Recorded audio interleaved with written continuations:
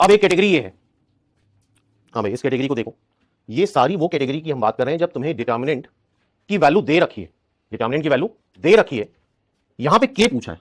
अब जब डिटर्मिनेंट की वैल्यू दे रखी है तो ऑब्वियसली एक आइडेंटिटी हो गई, क्या हो गई? आइडेंटिटी हो गई। इधर भी ये पूरा एबीसी में है, इधर भी पूरा एबीसी में है, तो तुम दोनों साइड एबीसी की वैल्यू जो मन में आए वो रख सकते हो, जो मन में आए वो रख दो।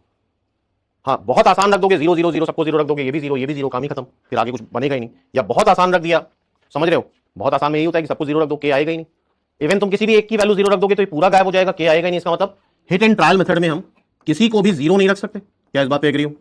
हिट एंड ट्रायल मेथड में किसी को भी 0 नहीं रख सकते, बिकॉज 0 रखने पे क्या होगा, सारे 0 हो जाएंगे, इधर भी 0 आ जाएगा। तो हिट एंड ट्रायल मेथड में तुम और आसान वैल्यू रख दो। समझ में आ रही है बात? यहां पे क्या कर दो, और आसान वैल्यू रख दो। ध्यान समझना, ये वो क्वेश्चन है जहां पे डिटर्मिनेंट की वैल्यू दे रखी है। सब 0 नहीं रख सकते, लेकिन किसी को 0 नहीं रख सकते, लेकिन सबको 1 रख सकते हैं। बोलो, जब डिटर्मिनेंट की वैल्यू दे रखी हो तो आसान ही वैल्यू रखो। सबसे आसान वैल्यू क्या है? सारी 0। उससे आसान वैल्यू क्या है? सारे 1। याद रखना है सब हिट एंड ट्रायल मेथड। सारे 1 जरा रखो यहां।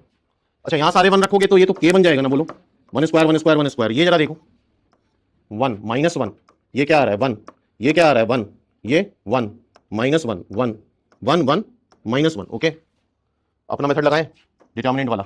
क्या करते हैं, इन दो एलिमेंट को, इधर वाले एलिमेंट हम लेफ्ट साइड लिख लें और इधर वाले एलिमेंट हम राइट साइड लिख लें।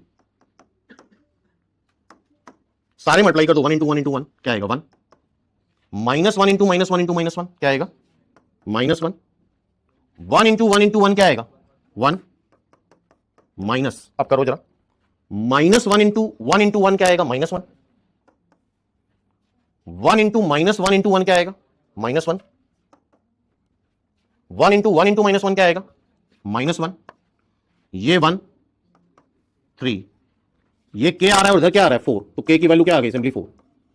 तो हिट एंड ट्रायल मेथड वो होता है, पहला जो हमने बात करी, जब दोनों साइड डिटर्मिनेंट की वैल्यू दे दी जाए, तो फिर तुम उस केस में जो मर्जी आए वो रख दो।